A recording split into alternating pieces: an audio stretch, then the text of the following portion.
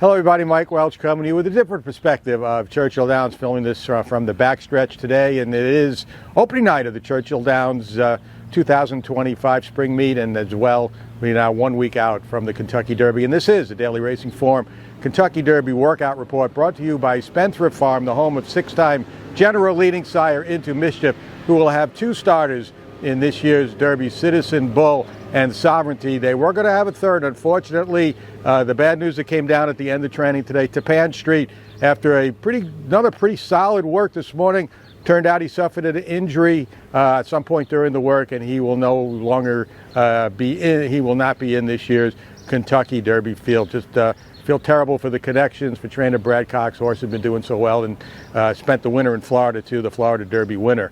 Tapan Street now out of this year's Derby. We did have several Derby workers today. It was kind of an odd day. We arrived here this morning, 5:15. The track sloppy, sealed. Did have one worker then, and we will get to that. And then the track gradually got better as the day went on. It was good for the Derby Oaks session. We had another couple of workers then, and then by the 9 o'clock, the second break, the track was rated fast, and it got very busy then. Not only Derby and Oaks workers, but the general population. Brad Cox worked 15 or 20 of his. Chad Brown sent out a whole slew of his that are probably going to be running next weekend. And we will have reports on all of those horses in our Kentucky Derby, Kentucky Oaks Clocker reports next weekend. But getting to this morning's action, started with American Promise. The wet conditions did not deter trainer Wayne Lucas. Sent out American Promise at 5:30. He went 5 furlongs. Quick early, I had him 34-3 over the sloppy but firm packed down surface from all the rain the last couple of days. 34-3 opening split, 59-1. Did it pretty easy. Got one little right hand stick at the wire. As a reminder, galloped out in 1:12-1. American Promises looked pretty good here during his regular gallops during the week, and I thought it was an okay work here this morning for him over the wet track. During the Oaks Derby session, we had two Kentucky Derby workers, and the second one is Render Judgment, who now gets into the race with Tapan Street being out, and that makes Baeza now the number one, also eligible. He still needs one defection to draw in. They will be drawing the Derby later today during opening night at Churchill Downs. And over a good track, Burnham Square was the star of the show today. I thought not only of all the Derby Oaks workers, but maybe of all the works I saw here today, his might have been the best. It was brilliant over the wet racetrack. Still had some moisture in it. He went 5 in 59. Did it easy as can be. Shaded 35 for the final 3/8. And like I said, did it all on his own. Gallop out 6 furlongs in 11-4, and then kept going. Went 26-1 for 7/8 and eased up a mile in 141-4. Now, this is the accumulation of what I thought has been a terrific week for Burnham Square. I like what I've seen of him right along here. His last work was pretty much maintenance. This was a serious work, but he did it easily, and I think this puts him squarely in at least my top 4 contenders as I weed things out, handicap through, wait for the post position draw before making those final selections. But Burnham Square moved way up. I got to see him all winter in Florida. He was terrific there. If you look at his PPs, his buyer speed figures have gotten better with every successive start. At distance looks like his friend, so I think he's a key contender, especially off this work today. Render Judgment also won. He went in company. He went fast too, 35-3, 59. Easily pulled away from his overmatched workmate for trainer Ken McPeak and galloped out in 6 furlongs in 1:12. Was asked a little bit to gallop out, but he did it pretty well, kept on going with good energy into the turn. The last Derby worker was Final Gambit.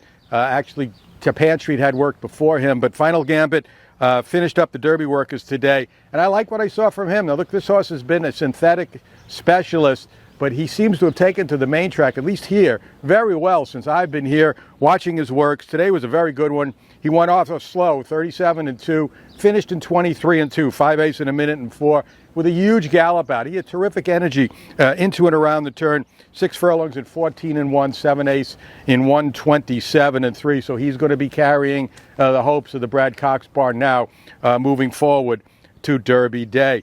Also, some talk about some gallopers I saw today, Derby gallopers. Journalism was going to work today. Trainer Mike McCarthy was keeping an eye on the track and finally decided to just gallop him. And again, another great day. He will have his final Derby work here tomorrow. I thought Sovereignty had his best day galloping here that I've seen since his work last week. We talked about him getting a little warm in the coat. Did not today. It was chilly today. Temperature dropped into the low 50s by the time he came out around 7:15. But I thought he looked really good today. Relaxed, strong. Looking forward to his final work. It's either going to be tomorrow or Monday, according to Bill Mott. I'm guessing it will be tomorrow. Like what I saw again from Publisher. Luxor Cafe got to do a little bit more, the Japanese invader today. Not sure what his workout plans are. I'm going to guess we're going to see something from him over the next few days, probably Monday or Tuesday. And Sandman, an interesting morning for him. He actually got caught up with a team of workers as he was doing his routine gallop coming by the wire. And he tried to gallop out with them. He picked up his pace, maybe a little more than trainer Mark Cassidy would have liked to have seen, but he showed a lot of interest once he caught sight of those workers. So that was Sandman's morning as well. We had several Oaks workers this morning too.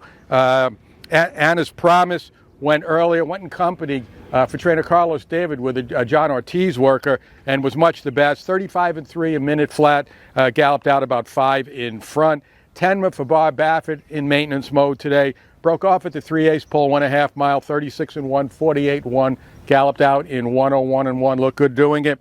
And Chad Brown sent out Ballerina D'Oro, also a maintenance move, 48, 101-1. That was during the Oaks Derby session.